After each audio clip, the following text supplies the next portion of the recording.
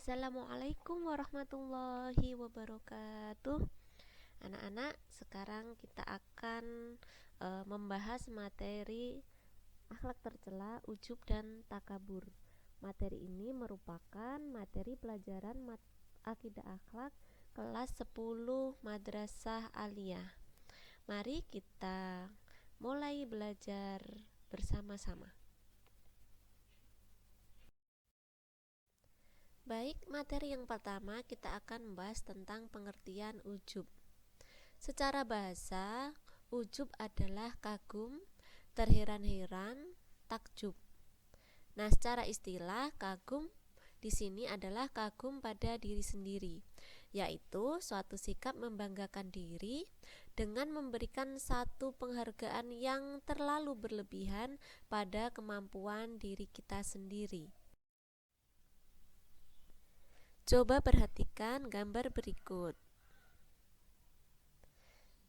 Nah, jika kalian, para siswi, merasa diri kalian cantik dan merasa paling cantik di antara yang lain, hati-hati, bisa jadi kalian sudah terasuki oleh sifat ujub.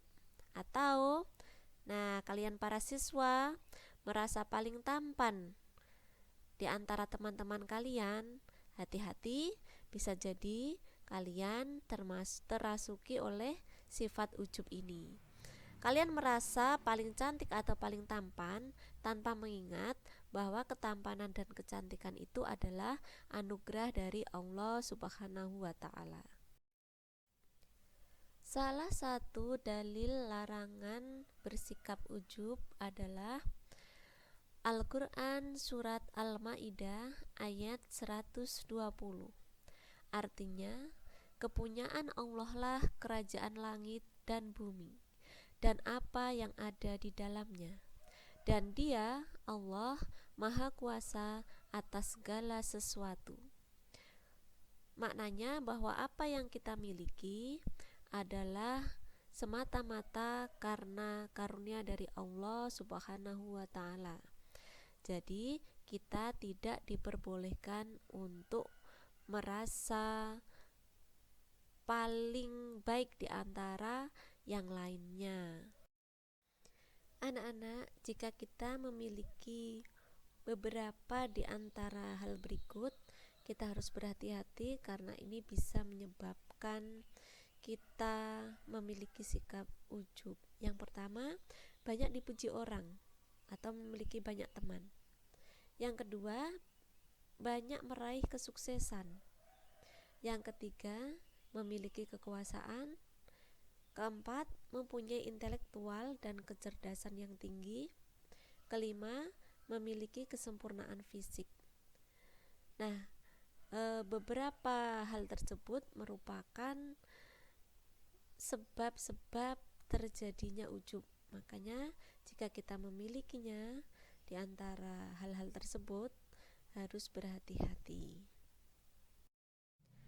Sekarang dampak negatif ujub. Yang pertama, orang yang bersikap ujub itu sulit menerima kritik dan saran. Akibatnya, jika ia mengambil suatu keputusan sedang keputusan itu berbahaya, maka tidak ada yang bisa mengingatkannya. Menggugurkan pahala, karena Allah tidak akan menerima amalan kebajikan dari hamba-hambanya kecuali dengan ikhlas mata-mata karena Allah. Orang yang ujub itu enggan bermusyawarah dan berdiskusi dengan yang lain karena dia sulit menerima kritik dan saran. Hilangnya rasa saling menghormati sehingga menimbulkan hilangnya rasa simpati orang lain kepada kita dan menanamkan kebencian. Dampak negatif ujub ini cenderung kepada dampak terhadap pribadi atau diri sendiri. Lalu bagaimana cara kita menghindari sikap ujub ini? Yang pertama, selalu mengingat akan hakikat diri, bahwa nyawa kita, segala sesuatu yang kita miliki semata-mata adalah anugerah dari Allah Subhanahu wa Ta'ala. Sadar akan hakikat dunia dan akhirat. Segala sesuatu yang ada di dunia ini merupakan jembatan kita untuk menuju akhirat. Ya, menyadari bahwa sesungguhnya nikmat itu pemberian dari Allah, bukan semata-mata hasil usaha kita. Jika kita kurang pandai bersyukur atau terselip rasa terlalu berlebihan dalam membanggakan diri, Allah bisa mengambil kembali nikmat yang telah dikaruniakan kepada kita. Selalu ingat akan kematian dan kehidupan akhirat setelah mati. Berdoa kepada Allah agar dijauhkan dari sifat ujub, serta berusaha untuk mau bekerja sama dengan orang lain dan hidup saling menghargai. Kemudian pengertian dari takabur. Nah, secara bahasa takabur itu maknanya sombong. Artinya membanggakan diri sendiri. Nah, secara istilah sombong itu adalah menolak kebenaran dan meremehkan manusia lain. Jadi selain dia membanggakan diri sendiri, dia juga meremehkan atau merendahkan orang lain dengan cara mengejek, menghina, dan lain sebagainya. Lalu apa perbedaan ujub dan takabur itu? Nah, perbedaannya, kalau ujub itu tidak bersangkut paut dengan orang lain, sedangkan sombong itu ada sangkut pautnya dengan orang lain sebagai pembanding. Artinya, jika ujub hanya merasa bangga terhadap diri sendiri, maka sombong ini sikap bangga terhadap diri sendiri dan diiringi dengan sikap merendahkan orang lain, menghina, mengejek, meremehkan, seperti itu. Dalil tentang takabur atau sombong yang pertama adalah Al-Quran Surat Al-A'raf ayat 146 yang artinya, Aku akan memalingkan orang-orang yang menyombongkan dirinya di muka bumi tanpa alasan yang benar dari tanda-tanda kekuasaanku. Yang kedua adalah Al-Quran Surat Luqman ayat 18. Dan janganlah kamu memalingkan mukamu dari manusia karena sombong. Dan janganlah kamu berjalan di muka bumi dengan angkuh. Sesungguhnya Allah tidak menyukai orang-orang yang sombong lagi membanggakan diri. Sebab-sebab takabur. Yang pertama, merasa apa yang diucapkan benar sehingga menganggap orang lain selalu salah. Yang kedua, gila pujian. Ketiga, merasa banyak ilmu, banyak harta.